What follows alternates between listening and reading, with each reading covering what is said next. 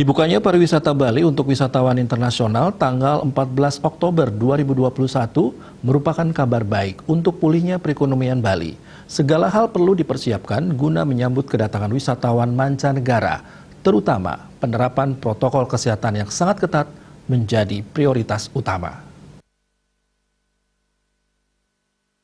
Rencana dibukanya pariwisata internasional pada 14 Oktober 2021 membawa angin segar bagi masyarakat Bali. Seperti diketahui bersama, pariwisata menjadi ujung tombak perekonomian di Bali saat ini. Tentu momen dibukanya pariwisata mancanegara sangat dinanti-nanti oleh masyarakat Bali setelah sekian lama ditutup akibat wabah COVID-19.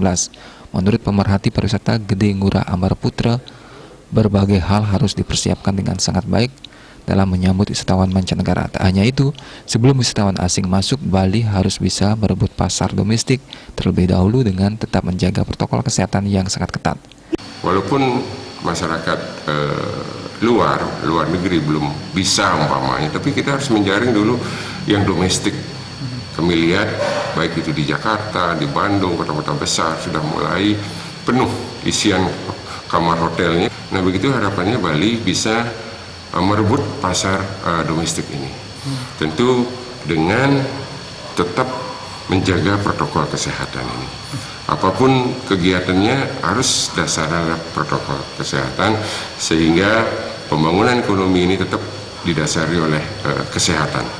Pihaknya juga mengajak kepada seluruh pelaku pariwisata agar selalu mengutamakan kesehatan, di mana penerapan prokes sangat wajib dilakukan sehingga memberikan rasa nyaman dan aman bagi wisatawan yang berkunjung ke Bali. Andika, Bali TV.